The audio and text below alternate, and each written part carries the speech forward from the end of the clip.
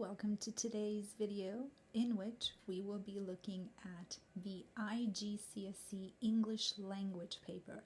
I want to go through question 2 in paper 1.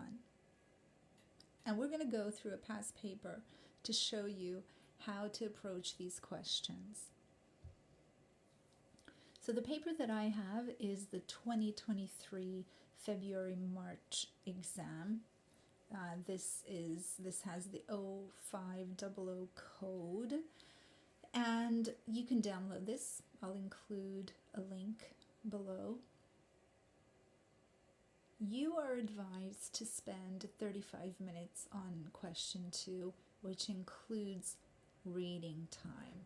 It is question D, the final question within question 2, that you need to spend the most time on. Okay, let's see.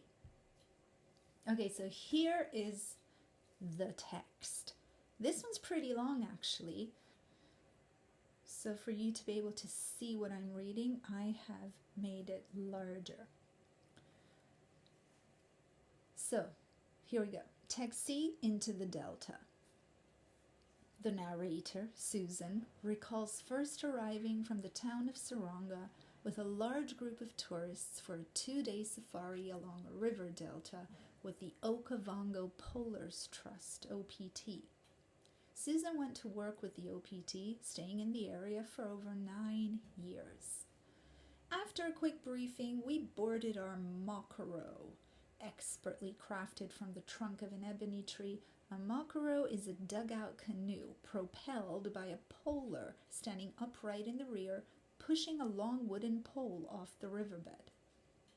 Our polar explained that all 50 members of the OPT were local men. Many owned their own boat and had learned their poling skills as children, catching fish and traveling between villages by water. To preserve the delicate ecological balance of the delta, fishing was now tightly controlled, but as poling was more lucrative, few were complaining. When polars could afford to convert to fiberglass canoes, fewer mature trees would need to be cut down. Travel was through channels made by hippos. These channels were often clogged with vegetation, so polars had to push hard to get through.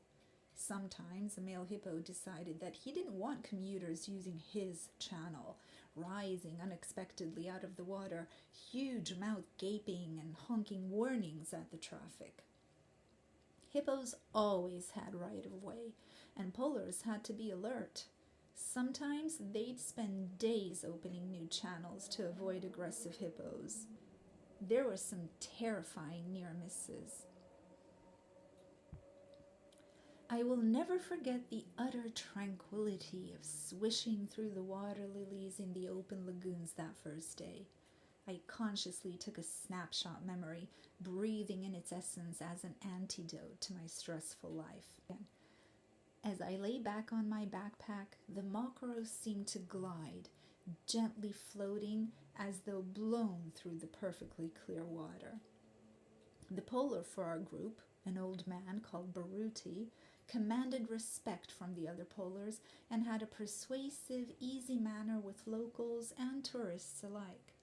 When we washed up on the shoreline at midday, he didn't participate in the frantic setting up of our temporary camp, but directed operations calmly, explaining that we would have lunch and then rest, like the animals did, sheltering from the heat of the day. Late afternoon, we reloaded the boats and headed for hippo territory. Hippo calls carried eerily across the still waters as our polar skillfully maneuvered our fleet to the very edge of their pool.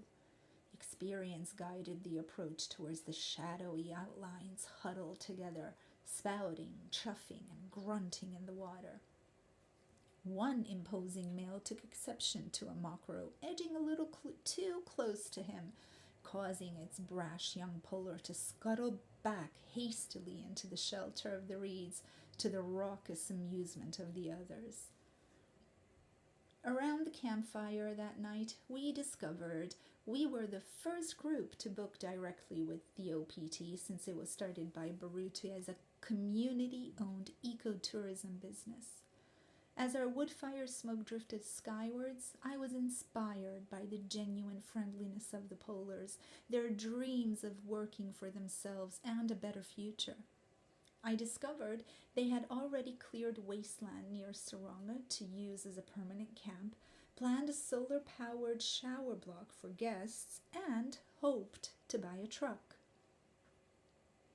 Next week, more polars would sit exams to get licenses to be guides.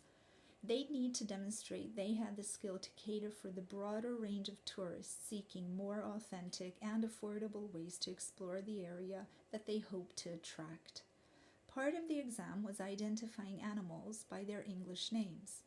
I had books on native species and photos I'd taken on my travels, so offered to stay a few days to help with lessons. Okay, so you can see some of the answers here, but never mind. Classes were well attended. Comparing facts in the books with stories of animal behavior from experienced polars was interesting. Apparently, hippos go underwater for about 4 minutes.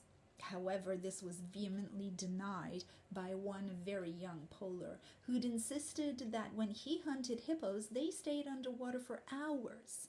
His older colleagues could have told him that the hippos had probably gone into the reeds and surfaced there, but we moved on, respecting his contribution. Okay, so I went back to presentation mode, and you can't see the answers yet, but because I want to explain to you how you're supposed to answer this question. Now you've got 4 sentences, each worth 1 single mark.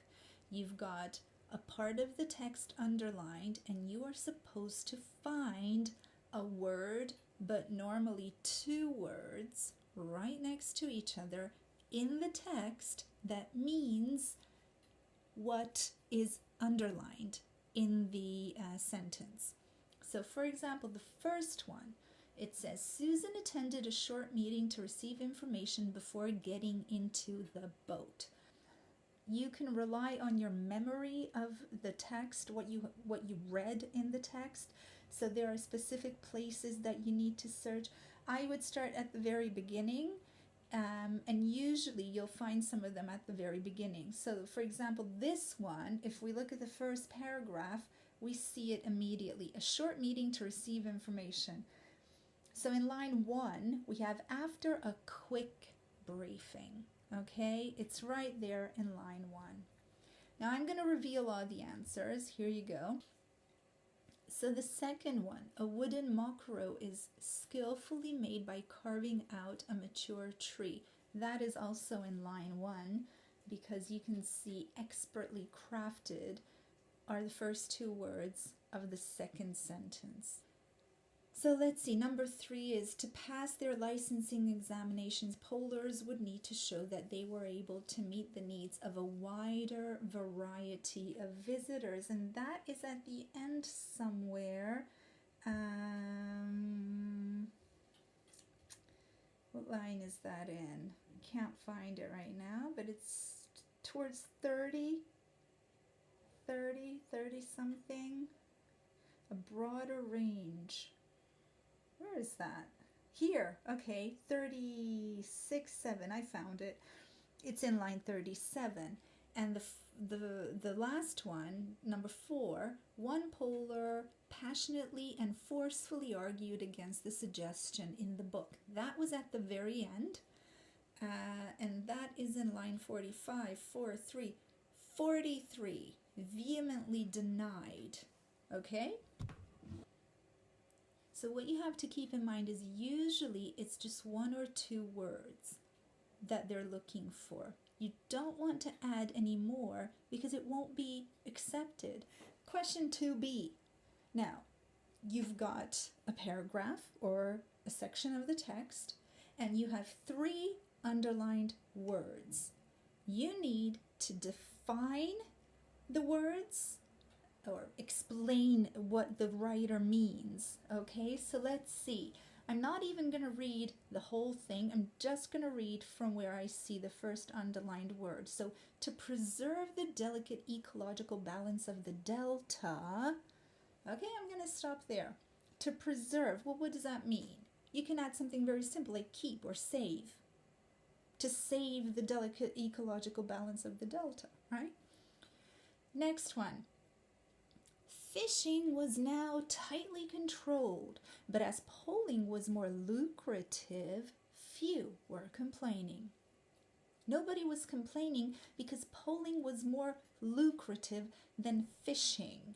Why would they? If you don't know the word, you're going to have to use logic. Well, why were they fishing? To make a living. What do you need to make a living? Money. So if poling was their new job, that means that's how they made money. Lucrative means financially beneficial or money making or profitable. Okay, and then the last one, when more polers could afford to convert to fiberglass canoes, blah blah blah. Convert, it means change. Okay, simple as that. I have preserve, protect, lucrative, profitable, convert, turn to. And this is all you need to do. Do not spend much time on these 1-point questions because you're going to have ones later that are worth 15 and more. Okay, so don't spend too much time. Write down the first thing that comes to mind. Hurry up, but of course you don't want to, you don't want to rush, and don't leave it blank. Write something, even if it's just a guess, I would say, because you might get it right. Now comes question 2C. Okay, we have a bit of the text here, a whole paragraph, which you will have to read again very quickly. And this one is worth 3 points. So don't spend too much time on it because it's only worth 3 points, and the next question is going to be worth 15. And then you've got question 3 as well. So don't stress out over it. The key thing to remember is that you need to have one quotation from the text answering the question or that is a response to the task, and you need 3 different explanations for that one quotation. Do not involve any other part of the text than what you have here. Okay? Nothing else. So the question that you need to answer is, how does the writer suggest Susan's attitude towards hippos? Well, let's think about that for a moment. How does Susan feel towards hippos? She seems kind of scared, right? But at the same time, she shows respect towards them. There's loads of things that I could have chosen. I chose always had right of way. Okay, and here's my answer. The writer states that hippos always had right of way, suggesting that it is wise to keep a distance from them. The writer's choice of words also suggests that there are rules to be obeyed on the river and that these are similar to road traffic rules. And that's it. Let's see if I have 3 explanations. 1, wise to keep a distance from them. 2, rules to be obeyed. And 3, similar to road traffic rules. Well, I did give 3 explanations for always had right of way. Okay, so I should get the 3 points. And finally, we have question 2D. Okay, let's see. So we are given what paragraphs we need to look at. Usually they are 2 paragraphs, usually. Now, in this case, we've got 2 consecutive paragraphs, but sometimes they can be like paragraph 2 and paragraph 6 or something. So you have to highlight or circle the paragraph that you are supposed to concentrate on, because if you accidentally mess up and start describing another paragraph, you're going to lose a bunch of points. So what I did, of course, is I cut and pasted that part of the text over here so you can see it. Okay, let's see. You are going to explain how the writer uses language to convey meaning and create effect in these paragraphs, and you're going to choose 3 examples from each paragraph. So that means you're going to have 6 quotations in your writing, okay? And you're going to write, oh, and you have to use imagery too. So metaphors, similes, alliteration, something, 200 to 300 words. I will never forget the utter tranquility of swishing through the water lilies in the open lagoons that first day. I consciously took a snapshot memory, breathing in its essence as an antidote to my stressful life. As I lay on my backpack, the mackerel seemed to glide, gently floating as though blown through the perfectly clear water. The polar for our group, an old man called Baruti, commanded respect from the other polars and had a persuasive, easy manner with locals and tourists alike. When we washed up on the shoreline at midday, he didn't participate in the frantic setting up of our temporary camp, but directed operations calmly, explaining that we would have lunch and then rest like the animals did, sheltering from the heat of the day. Late afternoon, we reloaded the boats and headed for hippo territory. Hippo calls carried eerily across the still waters as our polar skillfully maneuvered our fleet to the very edge of their pool. Experience guided the approach towards the shadowy outlines huddled together, spouting, chuffing, and grunting in the water. One imposing male took exception to a mackerel edging a little too close to him, causing its brash young polar to scuttle back hastily into the shelter of the reeds, to the raucous amusement of the others.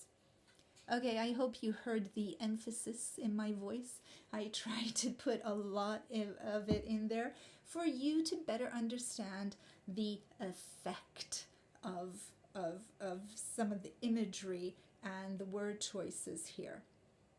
So let's see. Now, you're only supposed to choose 3 per paragraph.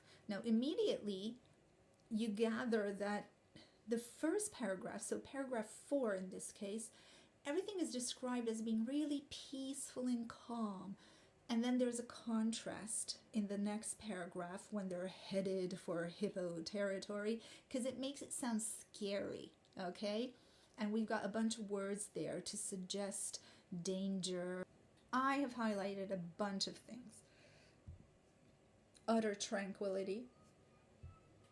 Swishing through the water lilies, imagery. Swishing. Open. That word has a bunch of connotations. Consciously took a snapshot memory. Antidote to my stressful life. Breathing in its essence. Why is that imagery? Well, because it's a metaphor. You don't breathe in anything's essence. You breathe air, okay? Glide, gently floating. They weren't really floating or gliding, really. As though blown through the perfectly clear water. Old. Old. Why is that adjective used? Well, it has little to do with his age, but more to do with something else. You can think about that. In contrast, we've got brash young in the next paragraph, and I want you to think about the contrast here. Why are those 2 words describing their age important here?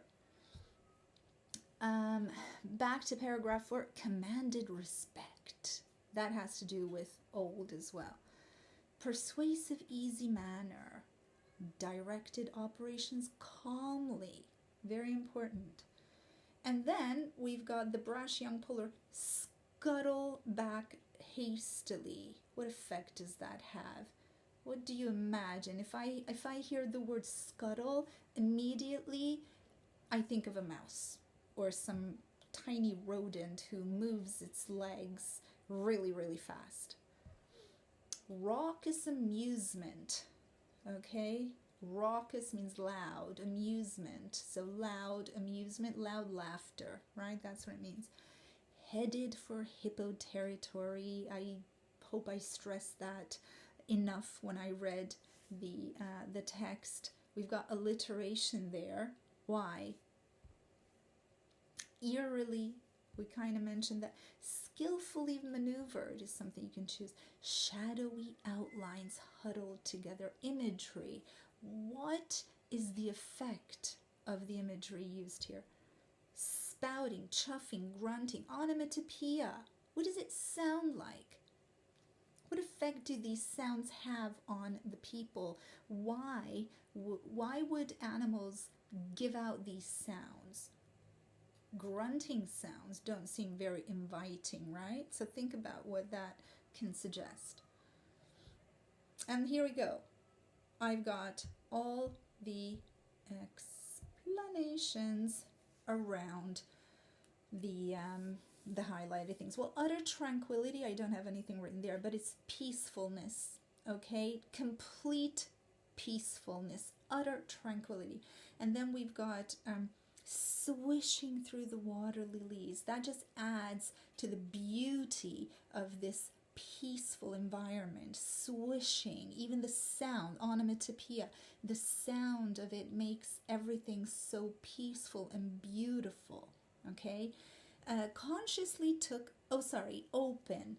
Openness has connotations of freedom, okay? So the author feels free and calm and peaceful, which is why she consciously took a snapshot memory. So it's a deliberate action in order to be able to recall this feeling later. When? Well, when she has to face her stressful life. So she uses it as an antidote to her stressful life. Breathing in its essence, she wants to take it all in. She wants to make this whole thing that she experiences there a part of her.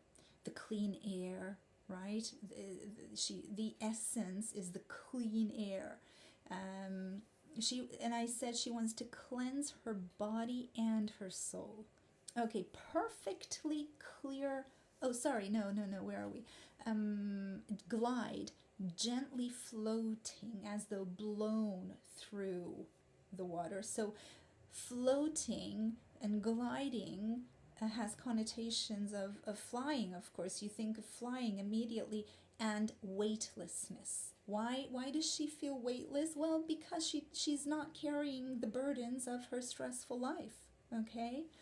Perfectly clear water. The reason that is stressed, that it's perfect, it's not just clear, it's perfectly clear, because it is untouched. There has been no human activity there. And humans haven't spoiled it. And this is in contrast with her life. Let's see. So we've got old and commanded respect and this persuasive, easy manner. It shows that he is experienced. What effect does that have on Susan? She feels safe because he directs operations calmly. He's a totally relaxed and experienced person. All right, who knows what he's doing?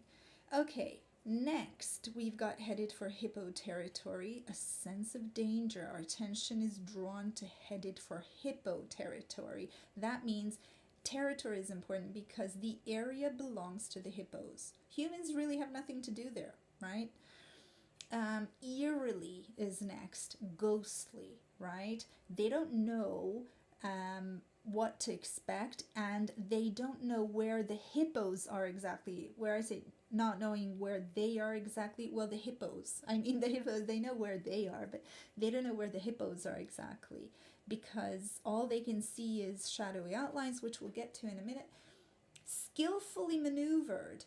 That skillfully maneuvered the Mokaros. It shows that these people, these polars, carry out their job with precision and experience.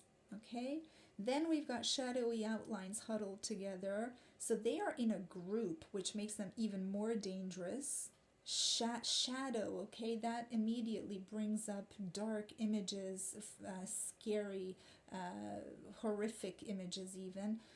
So they don't know what to expect. Spouting, chuffing, and grunting. These words might suggest annoyance or power, or they could be sounds of warnings towards these people. And then brash young is exactly the opposite of the old and calm Baruti. This guy is inexperienced and perhaps a little bit bold. Okay, and then finally we have raucous amusement of the others. As I said, raucous amusement is loud laughter. So the other polars mock this young polar. So the whole description ends on a positive note because their laughter and this whole scene with the young guy rushing back to safety adds a little bit of comedy to the tense situation. So you just need to choose 3, okay? And I could have chosen more, but we're gonna choose 3 per paragraph. Let's see my answer. Here it is. So this is how much, and this is, wait a minute, this is about 250 words. So let's see. The atmosphere described in paragraph 4 is perfectly calm and serene, which the author wants to remember, so she tries to create a snapshot memory of it because her mood and surroundings are nothing like that of her daily life. Susan is so relaxed as they're gliding, gently floating on the water, that she compares it to flying. The author's choice of words suggests that she feels weightless. She has been able to let go of the burdens of her life. Her polar, an old man who commanded respect from everyone, adds to Susan's sense of peace, as his age suggests that he is very experienced, so Susan feels safe in his presence. The tone and mood change in paragraph 5 as the tourists and polars are headed for hippo territory. Readers sense that there is danger lying ahead, and everyone has to be more alert now because people do not belong in the habitat of these fearsome animals. Despite the suspense caused by the outlines of groups of hippos and their ghostly calls, the polars are described as experts who keep the tourists safe as they skillfully maneuvered the Makro through the danger zone. When a young and less experienced polar feels threatened by a hippo and rushes back to safety, it causes raucous amusement among polars, and their mocking him lightens the mood. And that's it. Okay, so what I don't have is an introduction or a conclusion. I just did exactly what the task required me to do. I have PEE paragraphs with the effect described as well. I have examples of imagery too, and this should be enough to get 15 points. And that is it. We're done. That was question 2. So I think that now you know. Thank you for your attention.